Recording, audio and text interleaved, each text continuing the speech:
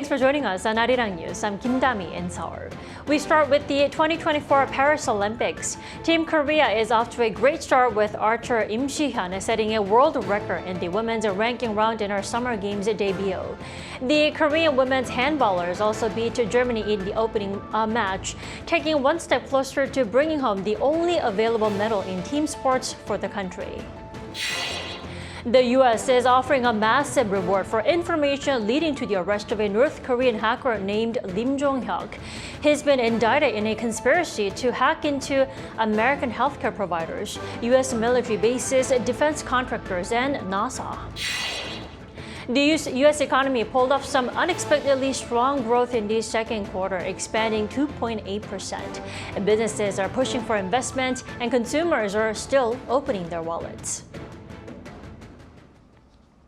The South Korean archers, who have been the source of many gold medals at these Summer Games, got off to a rousing start on Thursday. They came first in the ranking rounds of all 5 events, including a world record performance in the women's individual ranking round. Lee Seung-jae reports. For many years, South Korea has dominated in archery when it comes to the Summer Games. On Thursday at the Paris Olympics, the South Korean archers got off to a great start, garnering top ranking in all 5 archery events.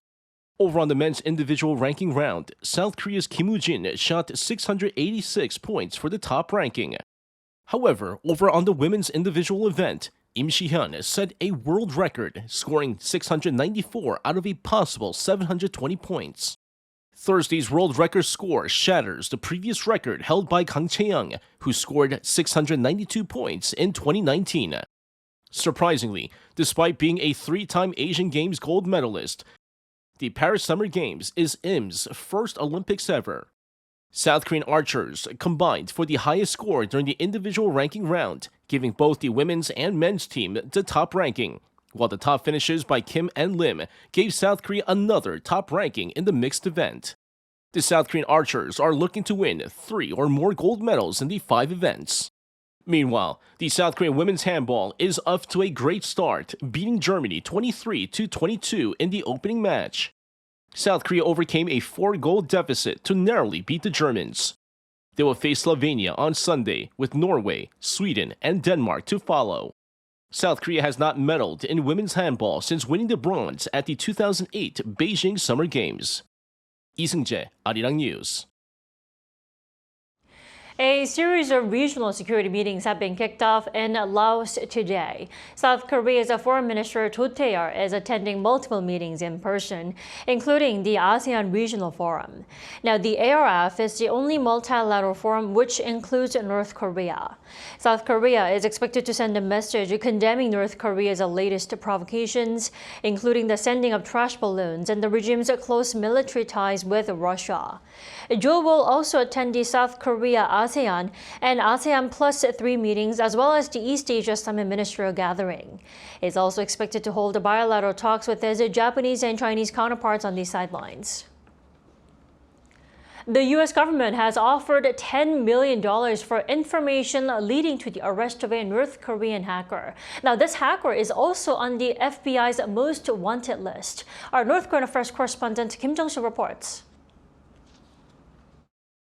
The U.S. State Department is offering a reward of up to $10 million for information leading to the identification or location of North Korean hacker Lim Jong-hyuk. A federal grand jury in Kansas City, Kansas, indicted Rim Jong-hyuk on 1 count of conspiracy and 1 count of conspiracy to commit money laundering. These criminal acts were allegedly perpetrated by a group known as Andariel, which is a component within the North Korean regime. Andariel was behind a 2022 malware attack aimed at stealing data from a South Korean defense subcontractor. On its official website on Thursday local time, the U.S. State Department said Andariel is controlled by the North Korean Military Intelligence Agency, which is in charge of the regime's malicious cyber activities and is also involved in its illicit arms trade. The U.S. government said Lim and others conspired to hack into the computer systems of U.S. hospitals and other healthcare providers, install ransomware, and extort ransoms. The malware encrypted 4 of the hospital's computer servers, affecting medical services and patient appointments, and putting at risk the healthcare needs of Kansas citizens. The U.S. State Department said a payment in virtual currency was made on behalf of the hospital and that the money was then withdrawn from an ATM in China. It said Lim and others used the ransom proceeds to launch attacks against defense and technology firms and other organizations to steal information. The U.S. Department of Justice has identified around 17 victims, including 2 U.S. Air Force bases and the U.S. Space Agency, NASA. Lim is currently believed to be in North Korea. 김정실, Arirang News. South Korea and Japan seem to have reached a loose agreement on Tokyo's bid to register the Sado gold mine linked to wartime forced labor as a UNESCO World Heritage Site. A Japanese newspaper Asahi Shimbun reported Friday that an agreement is in place for Japan to exhibit the history and existence of Korean wartime laborers. Japan has long been pushing to register the former gold mine as a World Heritage Site, but South Korea has demanded that Tokyo fully reflect on its dark history. A South Korean Foreign Ministry official said the Sado mine is expected to be registered over the weekend following the last-minute agreement. South Korean e-commerce platform T-MON has started giving customers refunds early Friday morning after hundreds have gathered at the firm's headquarters overnight demanding them. Around 150 people are reported to have been reimbursed so far. This comes after T-MON and its sister company WeMakePrice delayed payments to its sellers. But while WeMakePrice started issuing refunds 2 days ago, T-MON's headquarters were shut down, and after apologizing for the late response, T-MON said it's planning to solve the issue one case at a time due to its tight financial conditions. It added that around $2 million have been prepared to be used for reimbursements. Now, WeMakePrice has given refunds to around 2,000 customers so far. Amid the ongoing extreme heat, the Korea Disease Control and Prevention Agency said on Friday that a total of 124 cases of heat-related illnesses were reported over a 3-day period earlier this week. Reports came from over 500 emergency rooms across the country between Monday and Wednesday. Rising temperatures after heavy rainfall appear to have caused a recent spike in heat-related illnesses, and more than 750 cases have been reported since late May.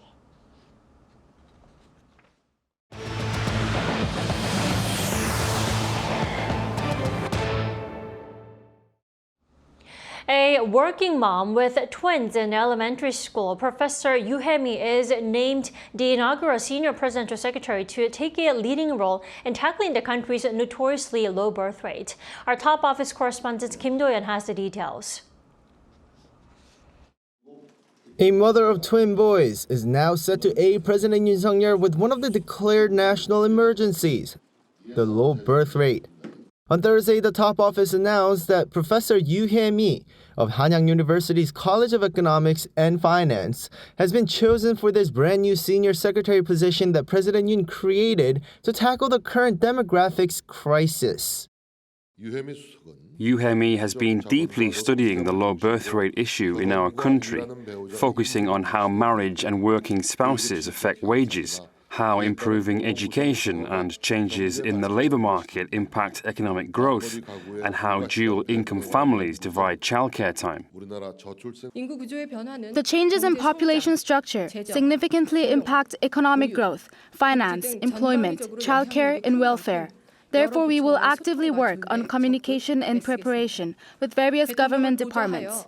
By assisting the President, we will do our utmost to help South Korea overcome the national population emergency and leap toward a hopeful future.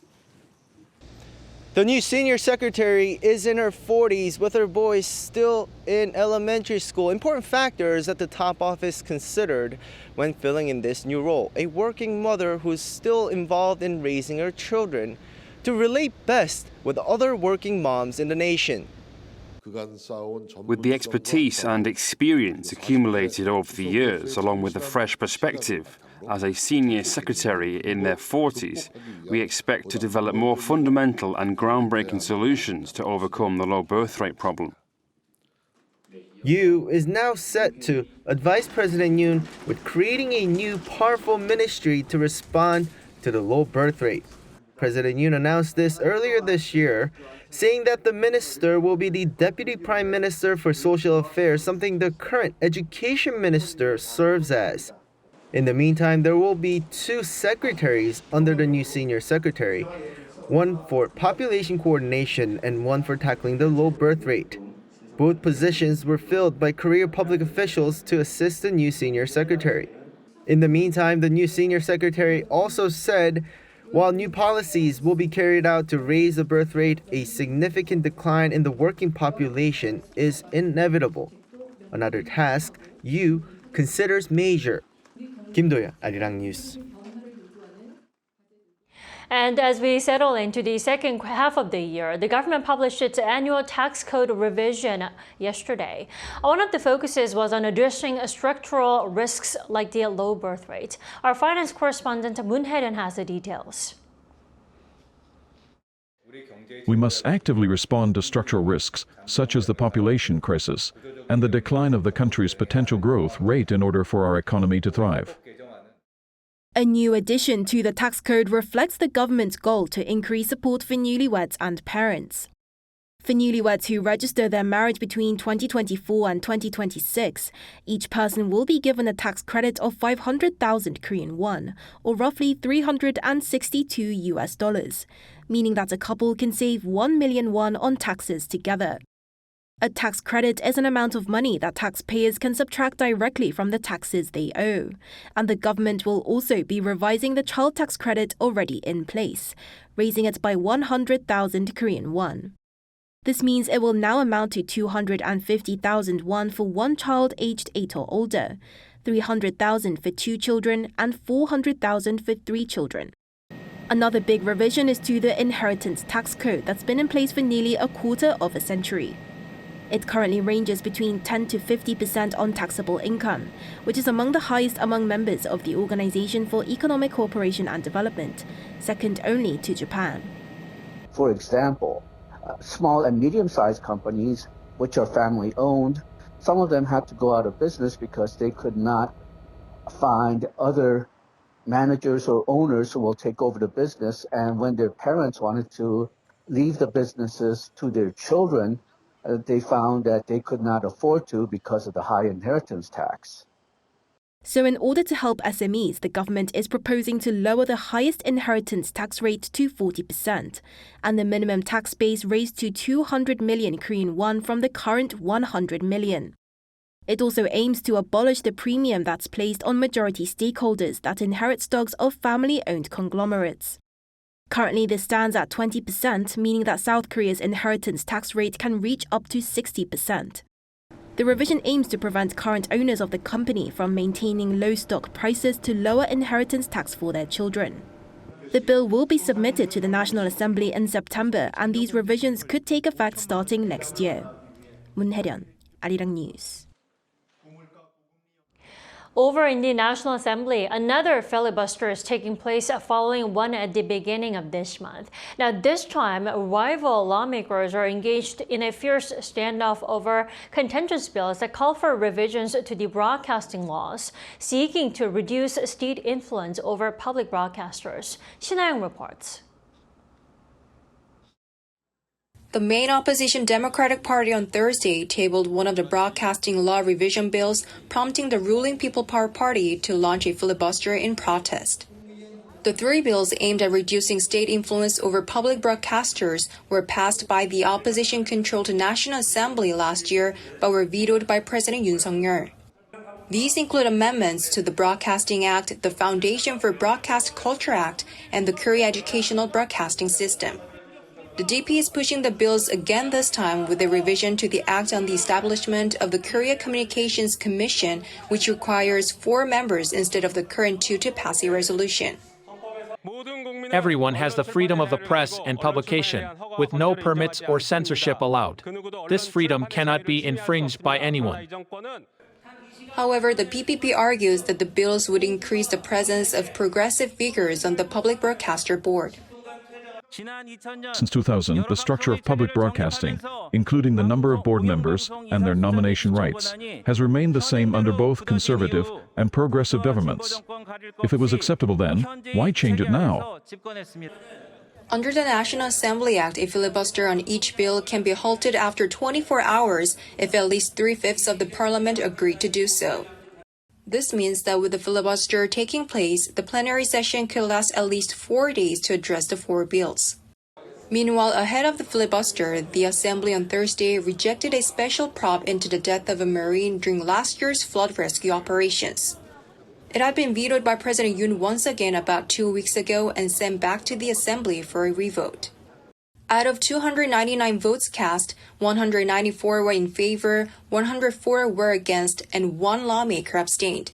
But to pass a bill vetoed by the president, 2/3 or more of the lawmakers present must approve it along with the majority attendance. This bill fell short by 6 votes. The proposed bill calls for a special prop into allegations that the presidential office and the defense ministry inappropriately interfered in the investigation of the Marine's death. Right after the session, the opposition parties held a rally to protest and vowed to push for the special prop bill again. 신하영, 아리랑 뉴스. Between April and June this year, the U.S. economy grew at an annual rate of 2.8% after adjusting for seasonal variations and inflations. This surpassed the 2.1% growth forecasted by economists. Yoon has the details. The U.S. economy did better than expected in the second quarter. This was due to strong consumer spending, increased government spending, and a big increase in inventory. A U.S. Commerce Department report on Thursday showed an initial estimate of 2.8% growth at an annual rate from April to June. This is higher than the 2.1% growth rate that economists surveyed by Dow Jones had expected and follows a 1.4% increase in the first quarter of this year. Experts say that the data shows the U.S. economy is growing while inflation is easing. According to the report, one of the key factors that contributed to the increase in GDP is consumer spending. In the second quarter, consumer spending increased by an annualized rate of 2.3%, driven by more spending on goods and services.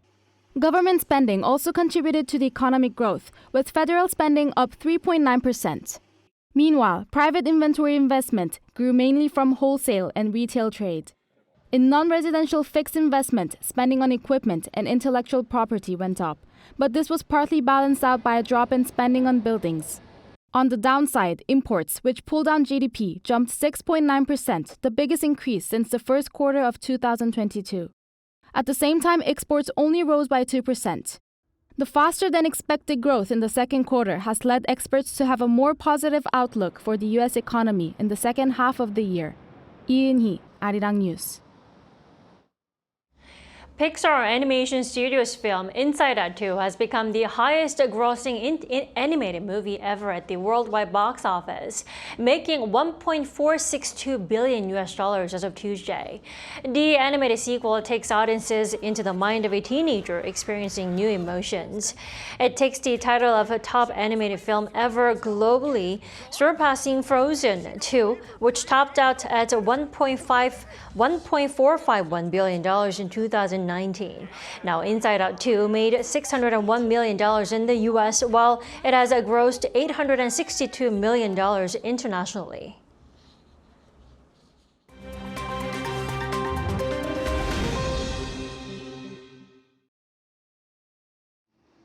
Now let's take a look at the latest news in the world now. We begin today with the Russian-Chinese joint bomber patrol exercise near the airspace of the US state of Alaska. The exercise included nuclear-capable strategic bombers. However, the US-Canadian Air Defense Organization, NORAD, said that the exercise was not seen as a threat. According to Russia's defense ministry, Russian Tu-95MS strategic missile carriers and Chinese Xi'an H-6 strategic bombers were deployed for patrols over the Chukchi and Bering Seas, as well as the North Pacific in Wednesday's exercise. Russia and China have carried out joint aerial patrols in the past, and the Russian Air Force regularly flies over the Bering Sea. However, Wednesday's joint exercise is the first time that bombers and jets from both countries gathered in the North Pacific area. Moscow and Beijing said that the exercise was not aimed at any third party, while the North American Aerospace Defense Command stated that it was not seen as a threat. U.S. Defense Secretary Lloyd Austin added that the Sino-Russian exercise was not a surprise and that U.S. troops are at the ready. A Philippines oil tanker capsized and sank in Manila Bay early on Thursday local time, spilling some 1.5 million liters of industrial fuel, while one of its 17 crew members was reportedly killed.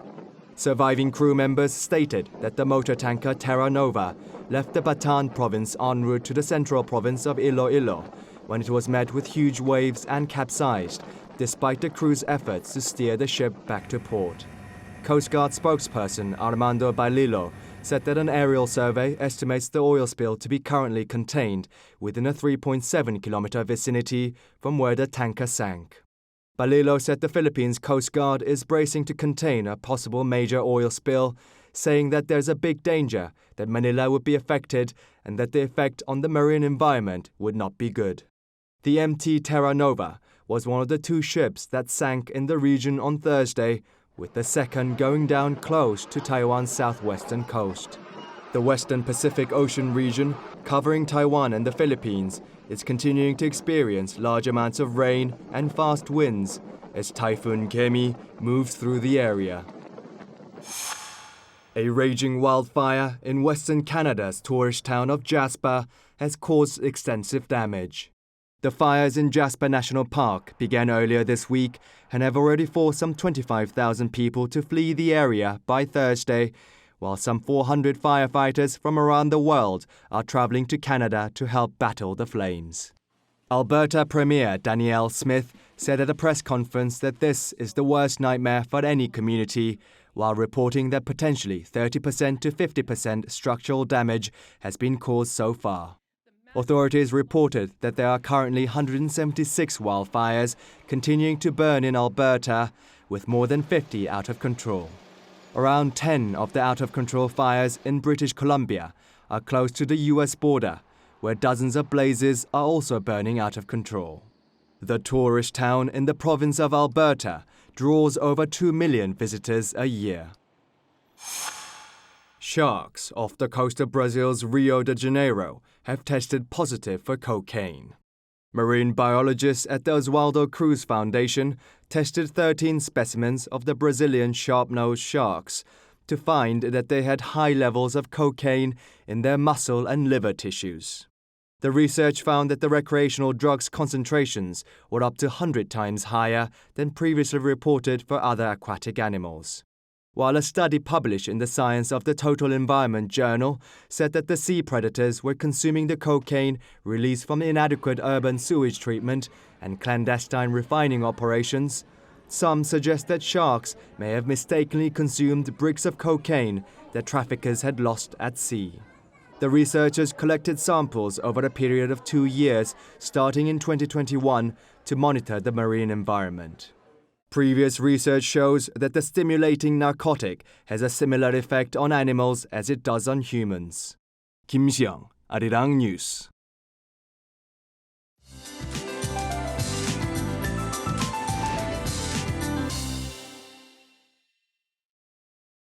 Good afternoon. If you're having a summer vacation in Jeju and the South Coast, you need to brace for downpours. Jeju could see up to 400 millimeters of downpours. The South Coast could also see more than 150 millimeters of torrential rain lashing down. And rain will spread to Gyeonggi-do and Gangwon-do provinces tonight. Inner regions will see heavy passing showers, so it's the best to keep an umbrella handy as we could run into sudden downpours. Meanwhile, heat advisories and warnings remain in place nationwide. The season's first heat wave warning has been issued here in the capital. And Seoul tops out at 34 degrees Celsius this afternoon, so it should feel hotter and muggier today. Daejeon and Daegu could also top out at 34 degrees, and it will remain sunny during the day with very high UV rays expected for the eastern parts of Korea this afternoon. Then sultry weather conditions will last through the end of July, so take care. With that in mind, let's take a look at the international weather conditions.